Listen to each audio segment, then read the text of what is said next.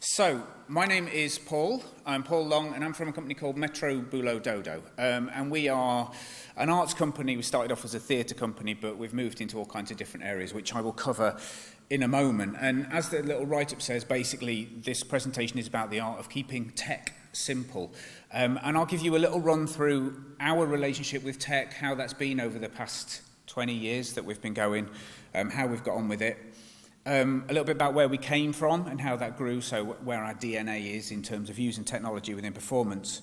A little bit about where we are now as well and where we've got to with that. And then I guess a little bit I was going to say about where I believe we're going, but I mean nobody can really do the whole future gazing thing, so it's kind of more about what we're doing now that might survive in the future, and we'll see. And really that's related to a project that we're doing called HACT. And HACT is about on-demand theatre experiences that can take place using digital technology, and that is initially in theatre spaces. And it could grow outside of that, but I'll come on to that a little bit later. So, the art of keeping tech simple. METRO-BOULOT-DODO, first of all, just a really sort of loose introduction to what we are and who we are. We're a company of 3 directors, essentially, 3 co-artistic directors, and then we work with a large pool of kind of freelancers and artists from outside that who we bring in on different projects, depending on the size and scale, and depending on who we need to deliver that. So we create immersive arts experiences for a variety of spaces that are emotive, amusing, exciting, and truly engaging for our diverse audience. Which means, basically, we work in a whole host of different environments, and we reach a whole different range of people in terms of age range, but also in terms of their kind of association with culture and theatre. You know, we go out on the streets and we do things out there where people are less kind of automatically culturally engaged, and we do things very much inside theatres and galleries as well. So we've worked in theatres, galleries, museums, parks, car parks, cathedrals, coal mines, castles, sewage pumping stations, textile mills, damp basements, dry basements, shiny foyers, shopping centres, bombed out ruins, and other places like that. So basically we've worked in all kinds of different places, creating artworks for all kinds of different people, and that's the fun of it for us. It's about kind of reinventing what we do and trying to make sure it fits with new spaces and for new people and for different audiences. And that holds true also in terms of the size and scale of projects. So we've done everything from kind of tech-enabled individual audio tour type projects, things that people do completely on their own, right through to large-scale spectacles for audiences up to about 5,000 people. And just to illustrate that, so this is kind of where we are now and what we've been doing more recently. I'll show you a video which, if you arrived 5 minutes ago, you'll already have seen as testing. But never mind, let's play it anyway. And this is a show we did called Safe House.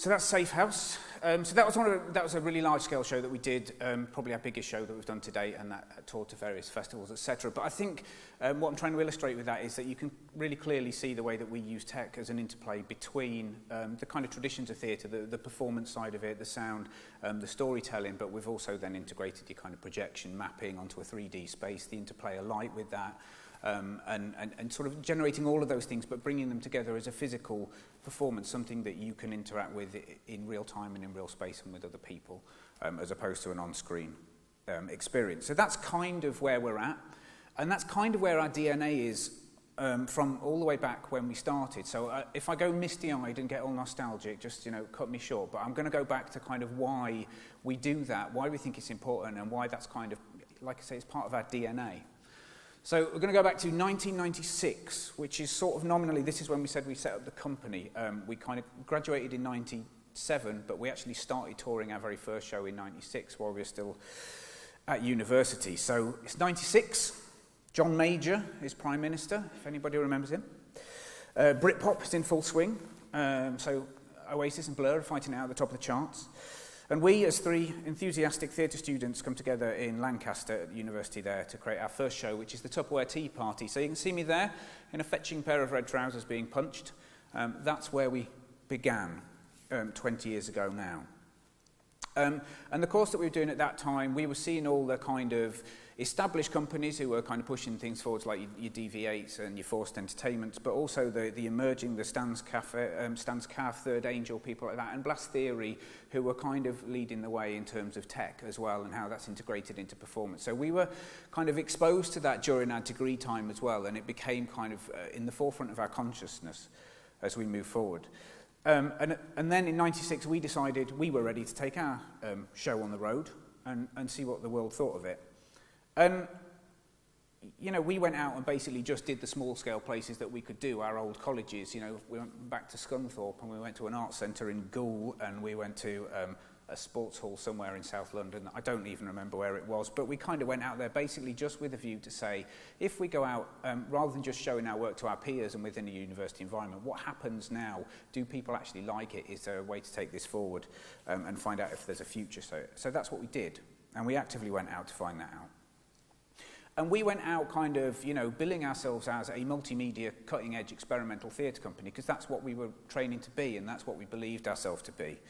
And in 1996, I was going to go through a little run-through of what our cutting edge meant.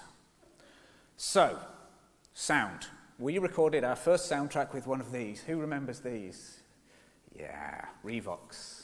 I mean, analog recording in terms of sound quality, it would still hold up today. It was great, and we had a studio, and it was all professionally recorded, but, you know, in terms of the idea now, standing here, of editing something with chalk and razor blades and sticky tape, it seems kind of ridiculous, but that's how it worked. This was our cutting edge, and we had access to this, and we were like, this is brilliant, we're going to make this. Not terribly tourable, unfortunately, so we'll have to deal with that later, but we got to record stuff, and we got really good soundtrack that we could integrate with the show for voiceovers and things. And then we moved over, basically across the courtyard, to the campus TV studio, because we wanted to put some video sequences together as backdrops to the show. And we wanted that to be a kind of, you know, a big statement about our multimedia status. However, projection at that time was really neither portable, accessible, or even for us remotely affordable. So our video backdrop became a sort of video side drop of two TVs, which at the time we thought were large screen TVs, and then again, looking back, actually, kind of laughable. But at the time, that was our cutting edge. That's what we made it for. And all of that video processing, video editing process that we went through was all linear. There wasn't the computer kind of editing setup. We went in with one tape over here that was our source material and one tape over here that was a target. And you went through a decision-making process of like, this edit comes first and we'll do it that, and then second and third and fourth, and that was it.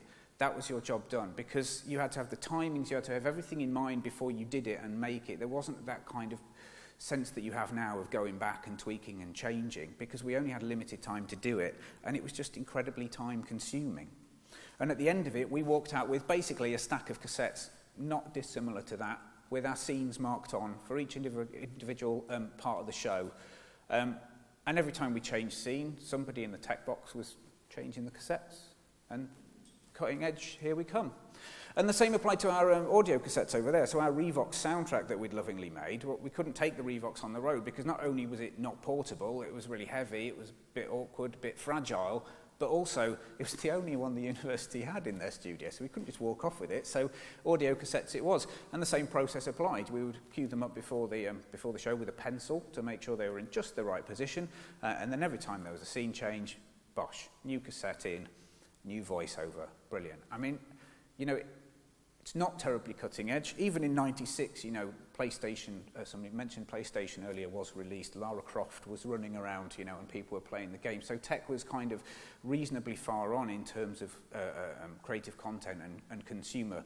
But it was still very much that. The kind of creation and the consumer were completely disconnected. People weren't making user-generated content in their homes and even, you know, in work and in universities to the same extent that they are now. It was, you know, quite literally a different world. So, quick timeline. That was '96. In '97, we burnt our cassettes onto a CD, and it was monumental. It was brilliant. It saved so much space. We just had one disc. We had two because we had a spare. Should always have a backup, even now.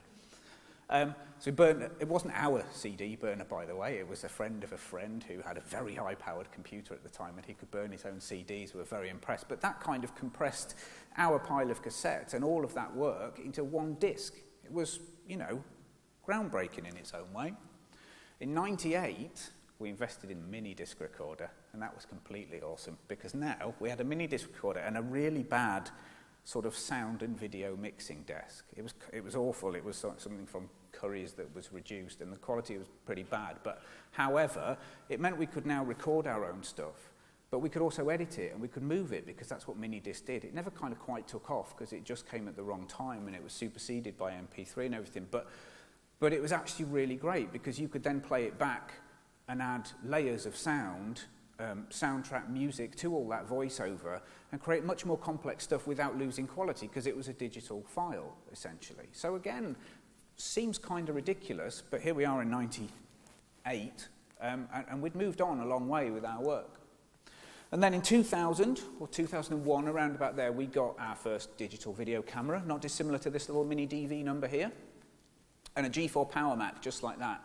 And it's a total game changer, because at that point we were able to sort of mix our audio, but then we could put our own video work together. We could create it with the camera, we could import it into the computer, we could put all the things together, and we could make really much more complex running orders for our shows. And we could kind of start to automate the way that all of that happened in a much better way. Not without its drawbacks. I mean, at that time, it's sort of, you still think back, and I remember you couldn't watch anything that you were doing in real time. You couldn't just press play and sort of watch back, this is what my video sequence like. You would put it together piece by piece by piece, and then you'd set it rendering overnight, and then you would come in the following morning and hope and pray that it had finished, and half the time it would just have crashed, and you would do that process, you know, 2 or 3 days, and then eventually you would get something out the other end that kind of worked. And if it didn't, we could change it ourselves, and we had all the facilities, but it would take another week. So, you know, it seems kind of weird looking back at all this, but this was my process when we started talking about doing this, this talk. And I said, like, I'd look through our complex relationship with technology, and at this point, you know, we were embracing all of this in a way because our background was in theatre, and we had stories to tell, we had things we wanted to say, and we were kind of young and vibrant and wanted to get out there, and these were all tools that were helping us do it. And that was a really powerful thing. And if you think about that kind of, what we're talking about, a 5-year period here, it's a complete technical revolution for us, from Revox to here. And then if you fast forward 1 more year, we even burnt our own DVD. And that, I mean, come on. We just had a disc now with all of our visual content, all of our audio content, all together in one place. And by that point, like 2003, we made a show called Blown Up, which was beginning to end, ran from a disc, start to finish. That was the runtime of the show. So at that point, you know, the tech was literally running the show. The performers were working to the time, the performative art, all the predetermined parts of what that disc said you had to do at any given time. And it was really powerful, but it was great. It was really tight, you know, choreographically it worked really well, and it allowed us to kind of use the tech to tell those stories in ways that we'd not done before. And we kind of, you know, stamped our mark on the scene, I think, and we were officially a multimedia experimental theatre company. So that took us all through our sort of theatre stage. And then I'm going to stop the reminiscence in a minute, by the way, so, you know, don't worry too much. But this is kind of the background. So in 2004, there was kind of like a bit of a watershed moment for us, I guess. And this is where we went out and we stopped just being theatre. We no longer just went to black box spaces and toured our shows. And we made a show called Fib. And it was a kind of a watershed for a number of reasons. Part of it was about audiences, part of it was about where we went to, which became kind of, it got a lot of interest from street arts and galleries, which again is completely different. In terms of street arts, a very different audience. In terms of galleries, you know, the interest that it got meant that we started considering removing performers altogether and moving right across to the tech. And what was the possibility of that? So what I'll do now is I'll just do a very quick promo. Again, I'll get all misty-eyed at this because it's quite old, but this was for Fib, and it'll give you a little idea, and I'll go through what Fib was, how it worked, and kind of why it was important in our development.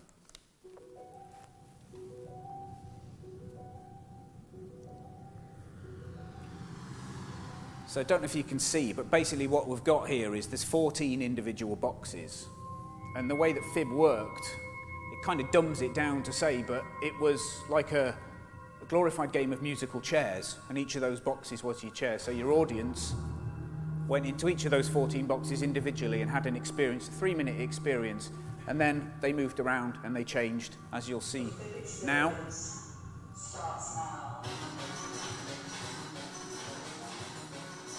And they marked off their box, and they had their 3-minute experience, and they came out and they swapped, and they did it all again.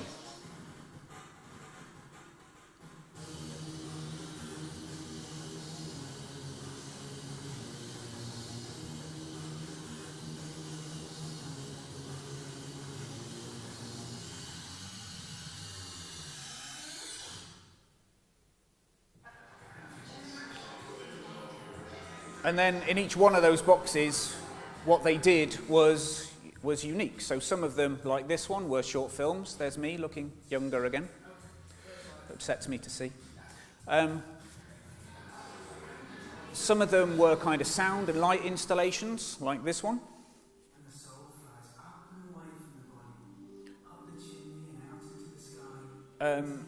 One of them had a computer in, one of them was confessional and had a video camera which was a live feed to another box, which we didn't tell people about, so it depended which order they did the two boxes in. Some of them were interactive, so this one you picked up the phone and heard a soundtrack.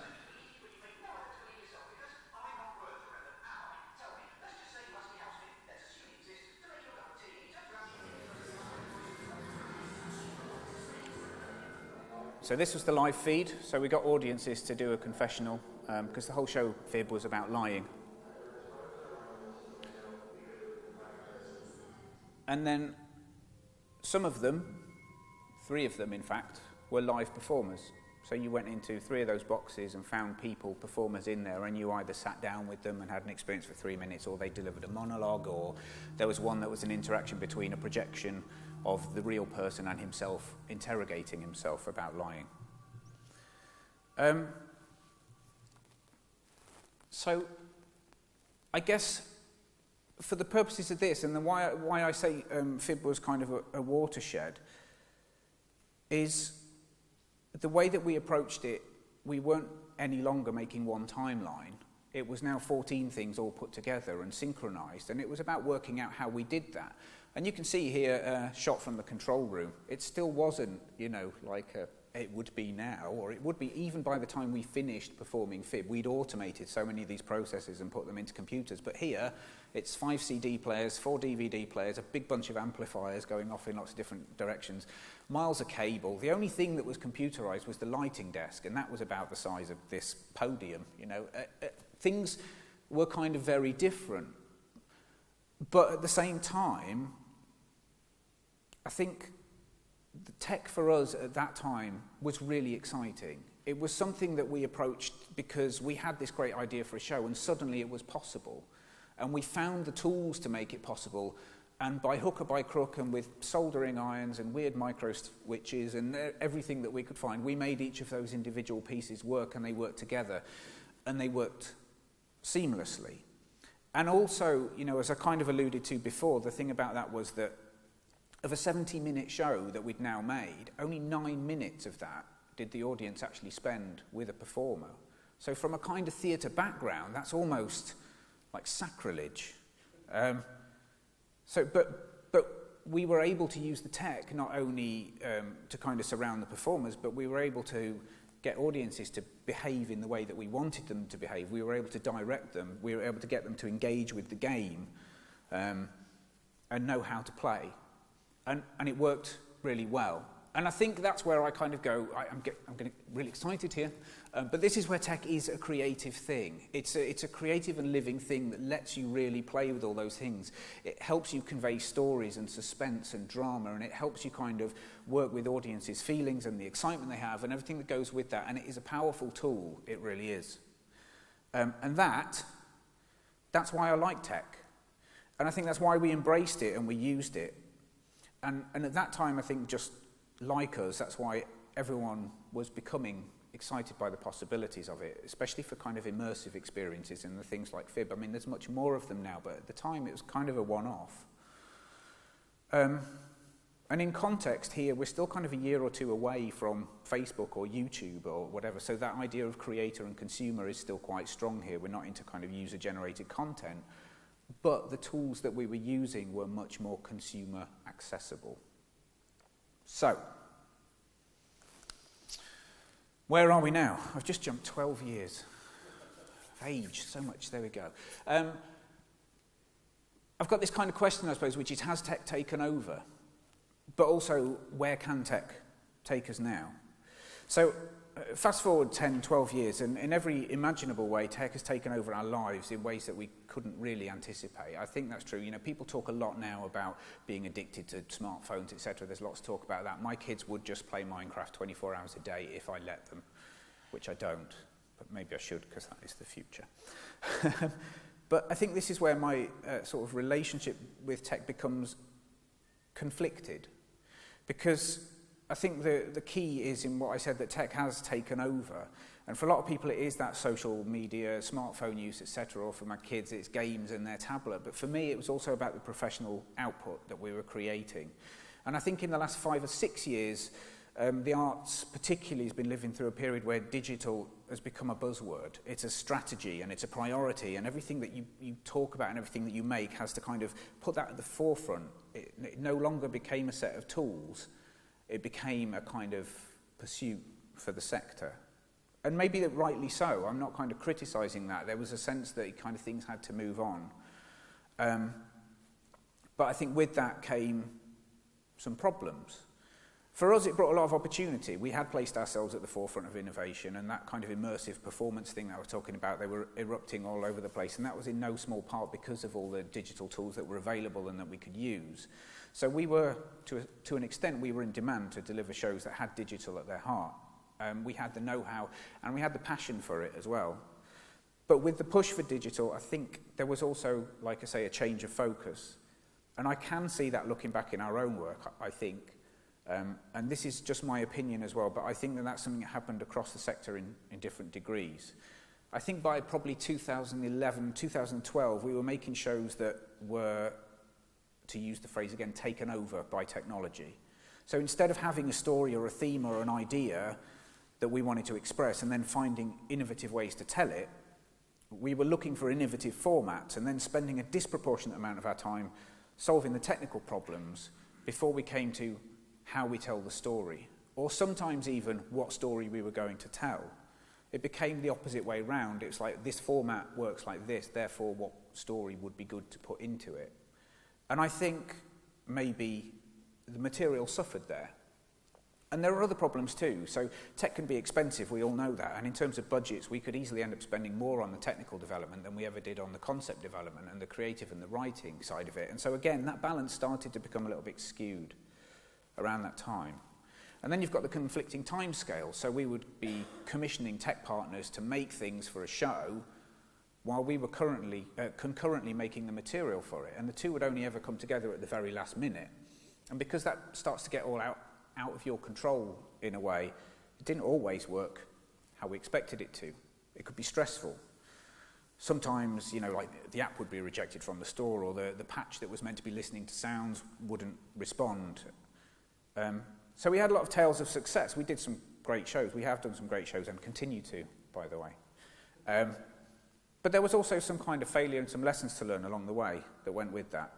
And there was still more than our fair share of late nights staring at and swearing at technical equipment that we wanted to do something that it just wasn't quite agreeing with us on. So all of these experiences were really important, and they're completely normal as well for any company like us that is trying to do this work and trying to push things forward. But I think it's also important that we learn some of the lessons from that. So these are some of the bits, my kind of insights for the day. We can discuss all this later, by the way. I'm going to try and do kind of, 30, 35 minutes of talking, but then I'd kind of like to open up to the room as well. So first of all, we can't ignore the possibilities of technology. I think that's a given. It's around, it's everywhere. It's completely, part of the fabric of our society now.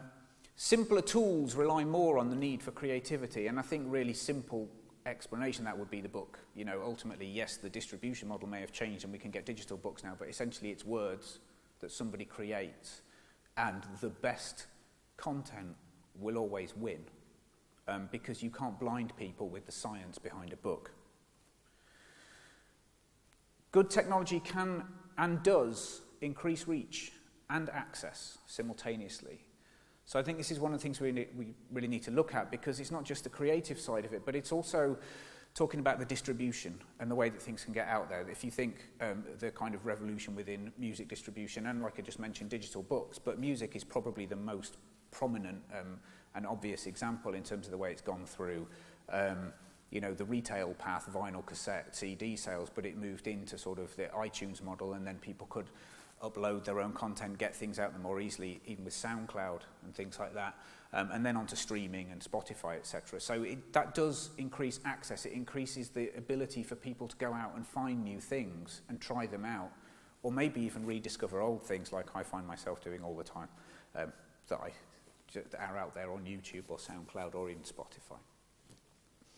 And the last thing, I think, which is sort of obvious but is worth bearing in mind, is we are not digital. We talk about digital all the time. We talk about technology behind things, but it's really important to remember that we communicate through emotion and feel and stories. And so that has to be at the heart of everything that we do. And I think it's kind of almost easy to forget that. Like I say, you can get into the habit of trying to blind people with the science behind a project, but really we have to make sure that what we are doing stays true to that we actually create communication in some way that is meaningful. So, what is HACT?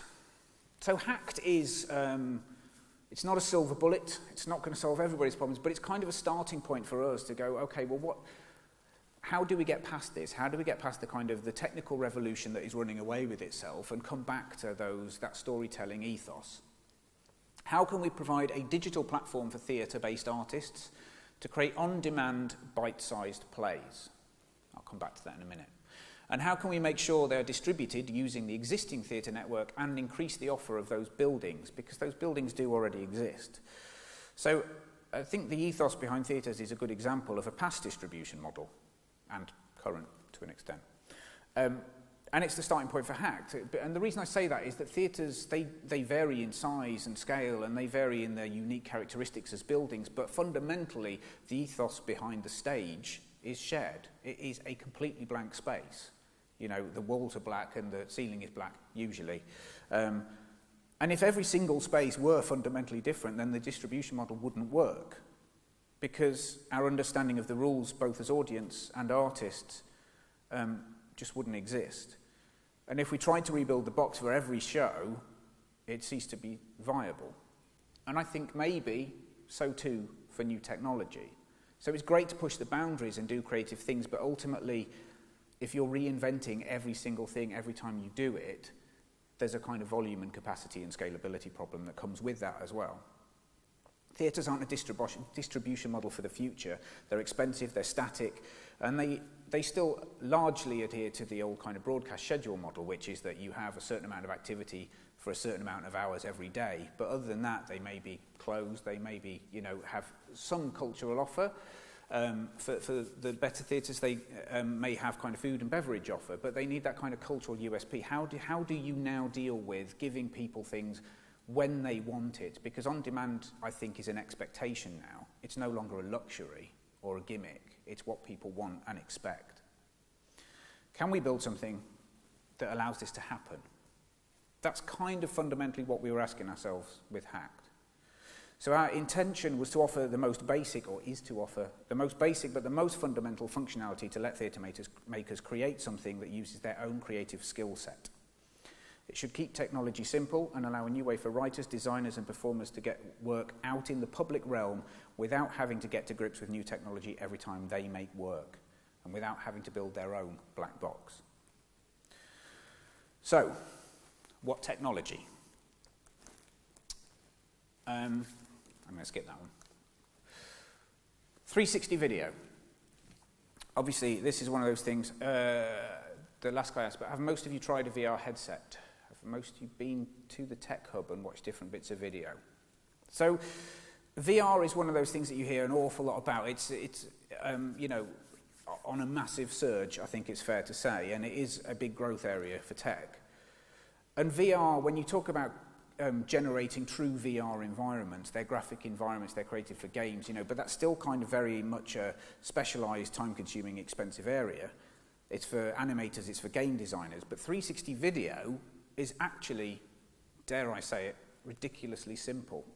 And it's particularly ridiculously simple for theatre makers, because it's easy to think of 360 video as a new form of filmmaking, but in reality, actually, I think it's a new form of theatre, because the way that you generate 360 video is exactly the way that you would direct a show. Because generally speaking, 360 video mimics our own experience of being in a room or in a space. It's not for the director to say, look here, this is my close-up, this is my wide shot. It's actually for you as an audience member and a viewer to decide what you watch and when. And it's up to the director, therefore, to decide what happens where and where he wants to draw your gaze to. So it's actually a theatrical process much more than it is a filmmaking process, I would argue. It actively kind of discourages fast edits and movement at the moment, because the way that the tech is currently and the way that people kind of interact with it, it can cause motion sickness and make people nauseous, which is not a great thing. So actually, the best way to get around that is to leave your viewer static, which again is very theatrical in terms of like sitting in a room and watching something and experience a play in front of you or around you. The only thing the video is doing is mimicking your own head movements, and therefore it works. So again, it's theatre, it's just through a lens. It does allow for experimentation.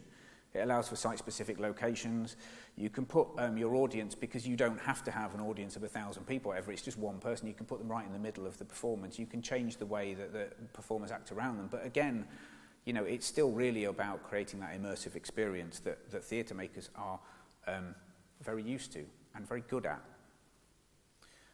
And then there's the practicalities of the headset. So putting headsets into venues as a proposition is quite compelling. We were talking about creating mini auditoriums in lots of venues around different places in the country, so people can go on and try some bite-sized theatre, so when they've had their lunch and their coffee and their sandwich, they actually have some cultural product to go and try. And that also encourages them to try things they wouldn't normally do, because it is a 5-minute kind of buy-in that you're asking from them.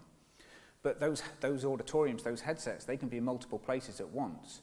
And the headsets can also contain multiple shows at the same time. So in terms of the footprint that it takes up, really easy. And in terms of updating and changing the content, in theory, you can do that remotely. You can actually just send the files out, load new ones up, and you've got a new program of work for your new season. And nobody ever has to leave the comfort of their swivelling office chair. Okay, so it's not theatre. I think we can kind of say there is that sort of like, will people miss the live thing? Will people miss being in the audience? And I don't think we can pretend that it does exactly the same job, but it's really close. And so what we did when we went out with HACT, we got support from Arts Council England, but we also had support from 3 theatres, from the Unity Theatre in Liverpool, from Curve in Leicester and from ARC in Stockton-on-Tees, and they allowed us basically to go in and try what we were doing with live audiences and see what the reaction was and gather that feedback. Now, we've got a bundle of questionnaires which we still, to be honest, have to collate properly and get the data from, but there's a really clear patterns already emerging from what we're seeing. Do people like it? Yes, is the general feedback. People really do see it as a great way to see theatre and interact with it. Will people pay for it? Which is an interesting question that we asked. Again, not everybody, but the majority of people are saying yes. So it's something to consider in terms of a business model. Does it encourage people to visit more often? Again, people are saying generally yes. So all the feedback that's coming back is kind of saying, you know, this works as an on-demand experience. It's enough to make people want more. And by wanting more, they're also coming back to those venues and creating life throughout the day. So we've created a little software-based player in Unreal Engine, which is a games generation kind of tool. And now we've got like 4 or 5 just really scratch versions of test videos that we've created so that people can actually start to play with it. And I think the great thing about VR is it's pick up and play. It's literally there. So people see a headset, they can pick it up, they can put it on. If they want to put it down again, they can. There's no barrier in the sense that they have to do anything first. They don't have to, you know, join the Wi-Fi or download an app, which I'll come on to in a minute. So it really does work in terms of audience development as an artist development platform. And then, yeah, I'll open this up for discussion in a bit. So let's crack on. The second format that we looked at was HACT Play, which is beacon trails. Now, beacons... Oh, I've left my beacons behind. Does everybody... No, I haven't. Here we go. So I've got 2 types of beacon. Are people familiar with Bluetooth beacons, iBeacons? Yeah? Ish.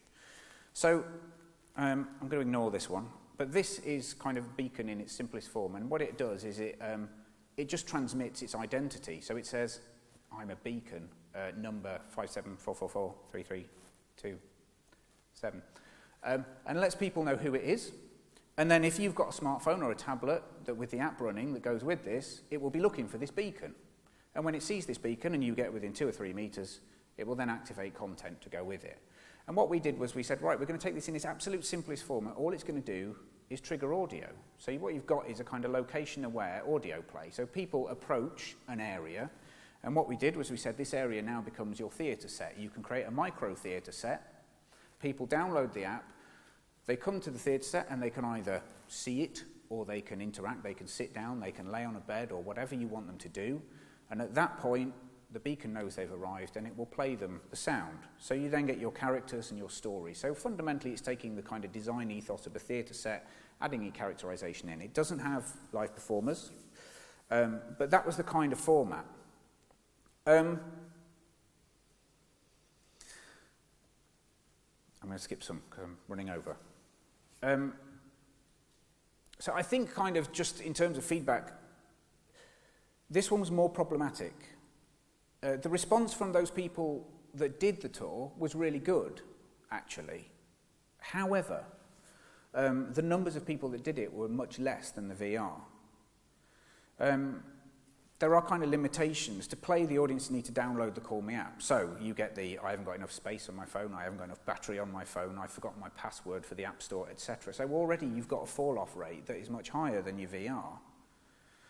And then there were the installations themselves, because the installations physically are bigger than just a seat and a VR headset. But the installation can also only contain one story. So each set can't have multiple stories attached to the same thing. I mean, it could in theory, but what we're saying is like each set is a play. So then the physical requirements at a venue become bigger. But also the scalability doesn't work either, because now if you want to put that in 2, 3, 4, 5 or 100 venues, you have to replicate your set 2, 3, 4, 5 or 100 times. And now it becomes really costly, and you've got people running around in vans moving stuff around, and all of a sudden it's all the bad bits of touring theatre without having your performance and everything else. It can only ever live in one space at one time. So, does it have a future for on-demand theatre? I think beacons, I'm going to go out on a limb here and say possibly not so much. VR, absolutely yes. I think there's loads and loads and loads of potential to explore with that. However, the silver lining to this is actually the beacons raised much more interest from artists, because what the artists were saying is, well, you know, sack off the theatre foyers, we can take these anywhere, which is true. You can actually now start trails that go out in through cities, through spaces that you create in all kinds of different ways that become really immersive, because part of the problem with the theatre foyer format was, even though you've built a little set, you don't have the kind of dark auditorium and the light on the stage. You never quite disconnect people from where they're sitting. Whereas actually what you want to do is take people to somewhere you want them to be and then deliver the content to them. And that's where the beacons really come good. And for us, when we started using them, it was in heritage settings. So in heads-up experiences where people want you to walk around a building, experience it, see it, and be part of it, for that kind of thing, they're really, really good. So, I'm going to put this out to the room because my 50 minutes is nearly up anyway. But this is kind of where we get to the sort of the debate bit, because we're actually also kind of information gathering through this whole process. So we've done a lot with audiences, we've spoken a lot with artists. Now, I don't know exactly who's in the room here, so that's going to be interesting as well, but it's not necessarily just people from an arts background, I guess. There's a lot more people here, even though I spoke to yesterday, etc., who are interested in games and the tech side of 3D printing this morning. So there's lots of different kind of input that could be useful here. I think what we've been generally asking is it a useful tool? Is the idea of on-demand theatre, does it have legs? How can it work for you? So you being, if there are any in the room who have a vested interest in this kind of thing, how can it work? What are the challenges for venues and producers? So part of what we were talking about is how does the business model work? So we're talking about it as a kind of crowd commissioning fund. So if you get 10, 20 venues as part of something, then they can come together with a shared pool and commission short pieces of work that then get distributed to all those different venues. So it kind of lessens the risk, in a sense, of people's investment in new work. And it allows for greater distribution for the artists.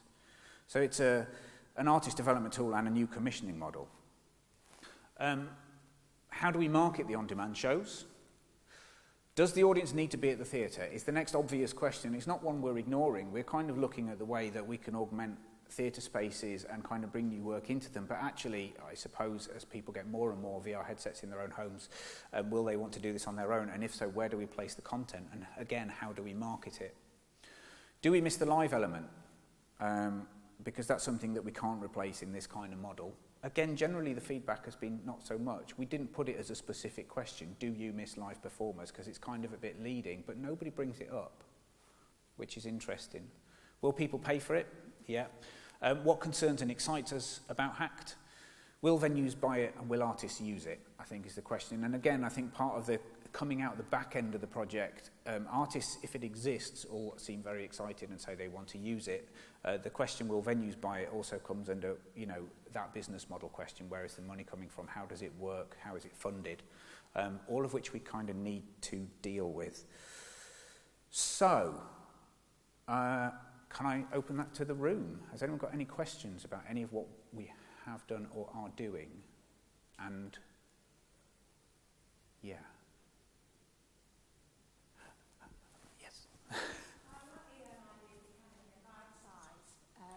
Sorry. Hello, hi. I like the idea of the bite size with a 360. When we've used 360 more recently, the quality isn't always there. It seems to be something that, in terms of film production, some people are still learning, even though they're offering it as a service. Yep. I'm not quite sure what my question is, but it's so it's almost like carts and horses. It's as programmers, producers, we're really interested in some of this stuff, but it's also the durability, or the, you know, how robust some of this stuff is as well. Yeah. Do you have any of those sort of similar issues? Yeah, all of them, really. It's the short answer. I mean, in terms of like robust, how things last, etc., the whole thing, part of the problem is it's moving so fast, you just can't keep up with, you know, what the headsets are, how they work. Yeah, more as an audience thing, I suppose. When they're experiencing it, it's going to be a good quality. From the production side of it. Yeah, the same. I mean, the kind of the problem with VR, if you like, is that obviously it's a massive image that you've recorded, but you're only ever looking at a slice of it. So you tend to start losing pixel detail for things like facial expressions and so on. They don't work, and they especially don't work so well at a distance. So we've got kind of three different styles of things that we started playing, and a fourth that we're going to try. the first, which was our own kind of hack play, which we wrote, was 5 minutes. And basically, we filmed it just how we would film a theatre show. And we went back and we watched the footage. And from that, we did kind of deal with what you're talking about by shrinking the set to make it a quarter of the size it started out. So everything was much closer up because that pixel detail does start to disappear. So there are certain parts of the process that don't just work as a kind of capture and archive. However, I think that will solve itself really quickly. Again, by the time you can get any of this stuff realistically in place, the problem is really with not the size of the image you can capture, but how fast it's being processed for the bit that you want to watch. You can be aware at the moment lighting makes a big difference. There are things that you can do, but I think it's partly about the technology. Just it's moving so fast, it will kind of solve that for itself. Are you still finding audio is the main sense people are picking up on? Sorry? Are you still finding audio is the main sense that you have to sort of focus on in terms of, whether a video, the audio we tend to find is the most important thing because people can put up with a crap picture, but they can't put up with rubbish audio as well. Yeah. And again, like that's different. So now you can do spatial audio, so it behaves in the same way as the video, although we haven't done that yet. But yeah, I mean, it helps. Again, it helps if you have a better quality soundtrack. I was going to say, because we did the first thing, which was a two-hander. It was just kind of a straight play. We filmed a large-scale spectacle. Which was a big kind of son lumiere illumination of a bombed-out church. And there, where you've got loads to look at, you're kind of inherently less bothered about the detail. Is what we found. And then we've got a couple which we recorded are like, one person in a dark room on a chair where you're really bothered about the detail because it's the only thing you've got to focus on. And then the next stage that we want to try is dance as well, because obviously that gives you more kind of movement around and kind of how that works. So you're right, you're completely right in the sense that, people are still finding their feet as to how it works. But I think there are certain things that will work better at the moment. There are other things which will get better as you move on. But even, if you come to this sort of single person in a room, in a dark room, it's sort of, even though the quality may get better in time, it's not inherently the best thing for virtual reality because you're not really looking around. You could take that as a flat screen and still watch it on a VR headset and you'd kind of get a similar experience. So, yeah. Does that answer your question, sort of? Any other questions? Who do we have in the room? Do we have people from venues? I know there's at least a couple. Yeah, okay. Got yeah. And do we have artists in the room and creatives? Yeah. And then I guess it'd be good to hear from the artists and what you think and if you've tried stuff with any of either Beacons or VR already. But then I'm also curious about if this transplants into other areas as well and what's going on in different spaces. Yeah. So none of us are artists or creative, well, marginally creative types, but not in the sense of the arts. So we come from a company that's interested in using 360 video and VR, but for a slightly drier application, so for learning. Yeah. So we're looking at VR as a technology to put into a learning environment, but I guess no one really knows how that works. No. And how you can make it interesting or take a subject or a topic and, create something that really engages people. So this has been interesting, especially the beacon part of it, which I was rudely talking through that bit. So I'd kind of like to hear about that again because that sounds kind of interesting way to kind of use your current technology and take people on a journey or direct them somewhere. Yeah. So can we take your card afterwards? Yeah, of course, yeah. Thank by you. all means. I mean, I think, in a way, it's kind of, this is where you need different spaces to come together because part of it is about how you create the material, but, from a learning point of view, I think there's really great opportunities for VR. And for the beacons, I mean, we talked about creating kind of, game in a box type learning experience so they became much more interactive and active for people to do, particularly kind of younger students in that sense. But the whole the sort of lecture format is the most obvious way that you can use VR to actually create whole series of learning programs. So there's loads of potential in those areas. I definitely think so. Yeah. Anyone else? Have you looked at experimenting with live performances in 360? So sort of broadcasting live 360? We haven't, no, to be honest. It it is possible to do now, and I know that, like, you know, in terms of the big, you know, sports and broadcast side of things, then I think that will be huge. It's not something that we've explored up to now. We're kind of stuck at that level of really just creating our 360 recordings and kind of distributing them on a small scale. But I think, yeah, there's a lot of potential for that. And just, you said that you use Unreal for your 360s.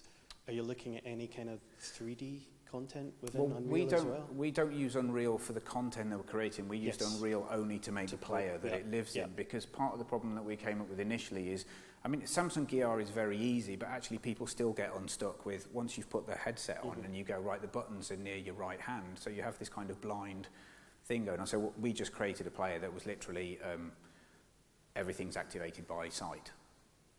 So that you just look at the video you want, and then you get a description which you can read, and then you press play by looking at it, and then you come back out of it at the end in the same way. So that's the only part that we used it for. But yeah, I mean, there is loads of potential. There are companies out there who are looking at creating 3D content as part of kind of theatrical experiences. But I mean, A, it's partly outside our experience, but you know, there are other people who are more specialised in that. But B, it comes back to that thing of, like, you are now generating bespoke stuff that's really time-consuming and expensive, whereas I think HACT was the idea of a hack. You know, it's about people hacking into venues to do something quite quick and dirty, because essentially a theatre director can direct their 5-minute piece exactly as they would normally direct it. You can capture it in the time it takes, effectively, to, you know, for it to be performed, and then you can render it out and get it out, you know, again, pretty quickly after that. So it's kind of, we were trying to keep for HACT things simple in that respect. So we didn't go into generating virtual worlds, as it were, for that reason. Thanks. Any other questions? Yes. I'm curious, is there a way, so right now they kind of live, HACT Play and HACT 360, those two formats, they exist as separate entities, but would it, is there an avenue currently, or is it just beyond looking at having the quality of video content and the kind of local content available in a VR setting with the interactivity of a play? So to be able to engage with an app and also to have the quality of a video, a 360 VR video. Is it possible to... It's possible to trigger video using the beacons, I guess, which in its simplest form is what you're asking. Is that... that would be one way to combine them, I guess. I mean, we're not kind of... I'm not sure how to answer that. Yeah, you kind of can mix the two to an extent. I mean, there are inherent problems. The beacons are all about people moving around in real space and discovering things, which if you're wearing a VR headset, tricky, comes with its own problem. But I mean, you could lead people around in a headset or something like that and create that, or you could get people to take the headset off in between and move into different environments. I think yes, they can work together. They kind of do two very different things in a way, because the VR headset literally takes you out of where you are, and it's incredibly immersive, and it makes you kind of forget your surroundings, whereas the beacons are fundamentally, they make you explore your surroundings, I suppose, and so you want to kind of create things in the real world for that. So yes, it could work, but I'm not quite sure how. I'm going to put my answer like that. I'm not sure kind of how you combine the strengths of the two things to make the best product. Do I need to wind up, by the way? Okay, one more question. Hi, my name's Lee. I was wondering, I was looking at all the augmented reality, if there was a way to be able to walk into a building that's entirely just a plain building and to have a VR set with augmented reality with a theatre playing into each room. Would you be able to move into that kind of world? How do you mean? So you go... Well, if we're thinking about, I don't know, Pokemon Go, if that was an example, but... say you had a really old building and you were able to walk into each room and it comes alive through the VR, and all of a sudden, you know, you walk into each room and it's got a different story as you walk through the building. If you were to be able to do things like that? With the VR, kind of... Do you basically, you could bring like an area, a location to life entirely. Yeah, it doesn't, it's, I mean, again, it's kind of like the slightly different things. The VR at the moment cuts you off from the world. So I think I'm right in saying things like the HoloLens and even Google Glass, which has gone on, are about augmented reality headsets. So they allow you to see the world around you. Yep. You can do it with the Leap camera as well with Oculus Rift, but you can see the world around you and then overlay things on it. So that gives you augmented reality. Yeah. The kind of, you know, down and dirty end of the 360 VR headsets don't give you that facility. You basically you don't think there will be a possibility in the future well, to be able to mix the two? They're already talking about using the camera within the phones that fit in them to achieve that. But again, yeah, it's probably possible, but it gets very much again away from the kind of ethos of HACT, which was to keep things very simple, because you'd have to do some really serious development work to make that happen and to make it possible. Oh, that's an idea. But it'd be great. No, it would be cool to do. Like a haunted house or something, but it wasn't a haunted house, but you turn it into a haunted house with the augmented reality, and you walk around in a room and it comes to life entirely with theatre. Yeah. I think there's like, just to kind of sum up, it's almost like there's a convergence at the moment between the sort of the gaming side of things, the very kind of experiential gaming, and theatre, where there needs to be like, we were having this discussion last night, but there needs to be kind of a much closer link between how you create the right content, the emotion, the storytelling that really goes with it, but that actually you can kind of put that into other environments as well. Cool. And that probably falls into what you're talking about as well. Okay, I'm going to wrap it up there. Thank you very much. If anyone does want to talk to me afterwards or get a card or anything, then please do come and speak to me. But thank you all for coming, and I hope you enjoyed.